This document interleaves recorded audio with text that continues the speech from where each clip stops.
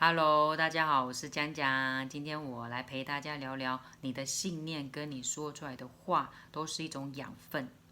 你的信念是针对你自己这个肉身注入点滴的养分，而你说出来的每一字每一句，就是对身边的人的一种养分。我先讲你的信念好了，你的信念就是你每一刻的起心动念嘛。那我讲我的每一刻的起心动念，其实道理都非常非常非常的简单，大部分都是我以前分享过的，只是说或许你们都看过影片，或是你也懂得很多大道理，只是你们对这个道理的相信程度可能没有像我这么高。那我就是100%的相信，如同一个事件发生了，它可能不是那么漂亮的景。可能当下会有一些撕裂伤啊，或者是争执啊等等之类，在很多人来看就会觉得这就是不好的事情，或者是不美满的事情，但已经发生啦，已经成定局啦，怎么办呢？那对我来讲，我就跟我自己说，哦，或许这是不好的境，但其实已经是老天安排最棒的境了，这么简单的道理。起心动念起来了，那是不是就注入在我这个肉身？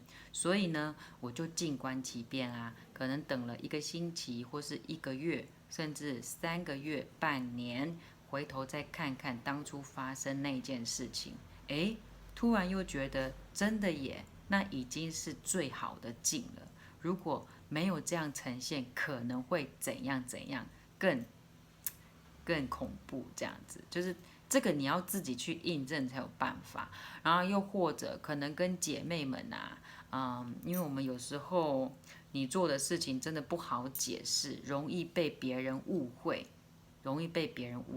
又或者你可能好说话，或者是心软，人家可能就会占你一点点什么什么的便宜。好，这个时候呢，我就选择不多做解释，不多做解释这一件事情，我跟我自己说，我知道不解释就是最好的解释了，所以呢，我就等待，等待，等待，然后呢，让时间去证明一切。那姐妹对我的误会就误会啊，如果当下我急急忙忙的想要解释的清楚，我觉得只会越描越黑而已。如果我真的是他们口中说的那样的人，时间会证明。时间会证明我是不是那样的人，我何必急于那个时候一定要跟姐妹们说明清楚、解释清楚？所以我又跟我自己说，不解释就是最好的解释。所以很多时候我都选择安静，哪怕因为安静而让这个姐妹离开我了，诶，我也跟我自己说，不对的人就会从我生命中流逝。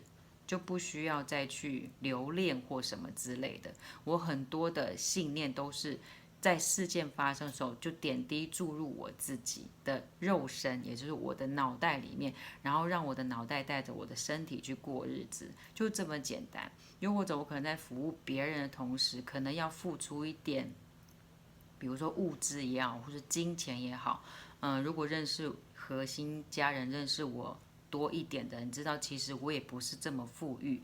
当然，在地球的姐妹都会认为我在做傻事，但我就告诉我自己，我如果相信老天，我富足于别人的时候，老天就会富足于我。这个信念很简单，对不对？但是很多人可能就没有办法这么确切的，呃，这样子的去帮助别人。可是我就这么简单的信念，我相信老天，在我富足别人的时候，老天会用另外一个方式富足我。也就是我为什么可以这样点滴安然的过日子到今天。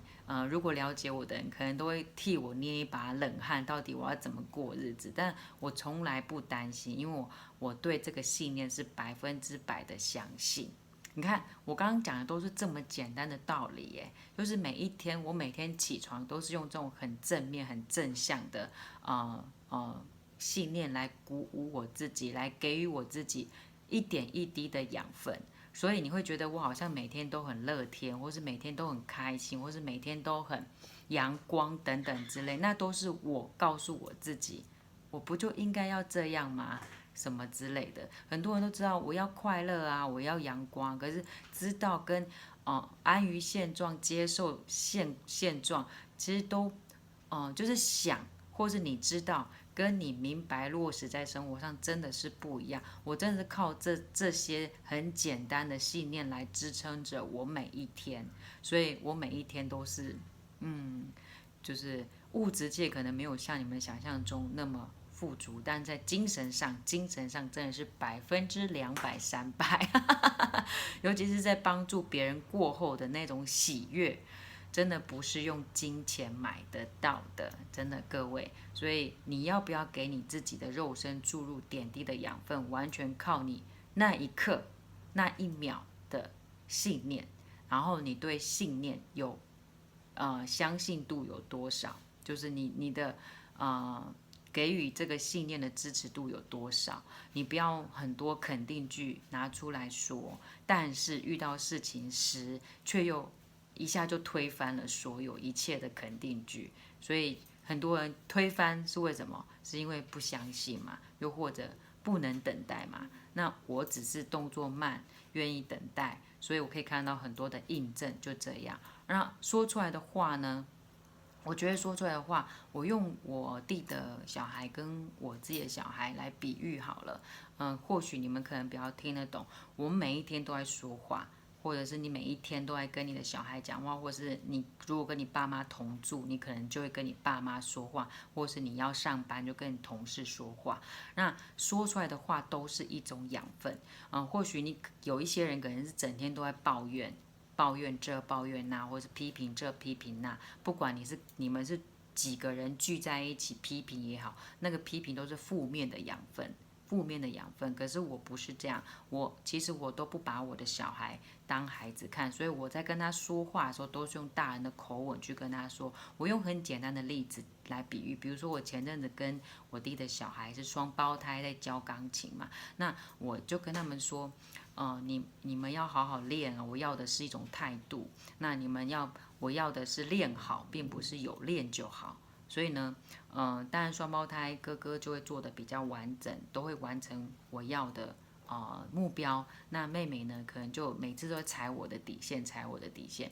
于是妹妹可能就被我大揍了一顿，就大修理了一顿。别看我这样，我凶起来也是很恐怖的。所以呢，我就开始跟他说：“你到底懂不懂态度在哪里？”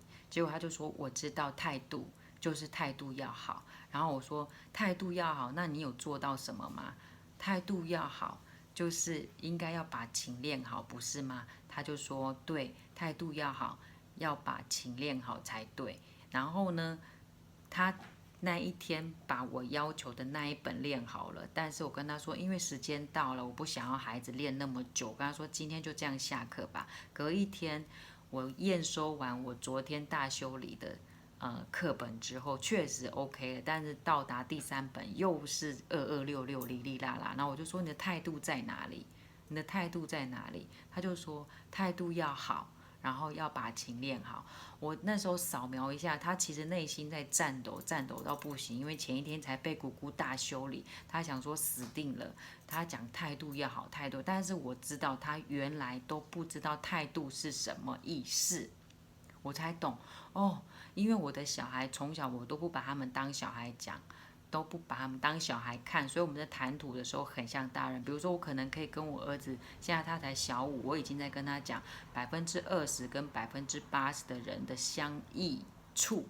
比如说20%人在做什么，80%人在做什么，我们要做哪一种人？又或者，因为我们可能从小就已经跟我啦，我已经从小在孩子2、3岁都一直在讲态度，态度，态度。那我自己也亲自的做好我自己的本分，我都会跟你讲，这就是态度，这就是态度。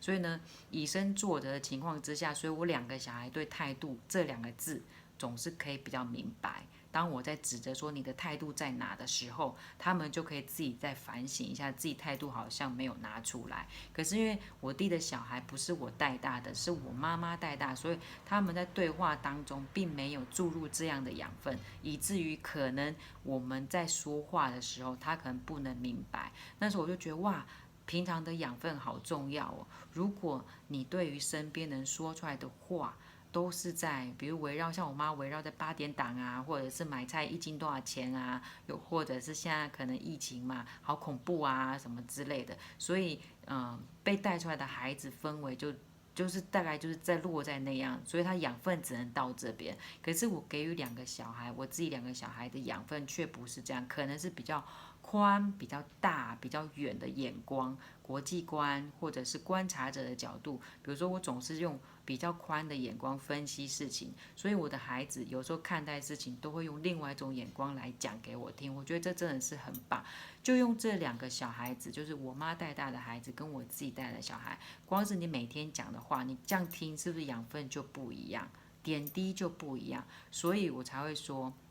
一个是你自己很重要的信念，一个是你对于身边每天面对的人，你希望你每天面对的是怎么样的人，未来他们可以得到什么养分，就靠你在聊天当中给予的。所以在这边小小分享，一个是给自己很重要的点滴养分，一个是对外你身边很重要的养分。所以呢，在这边希望大家都可以对内对外都阳气满满。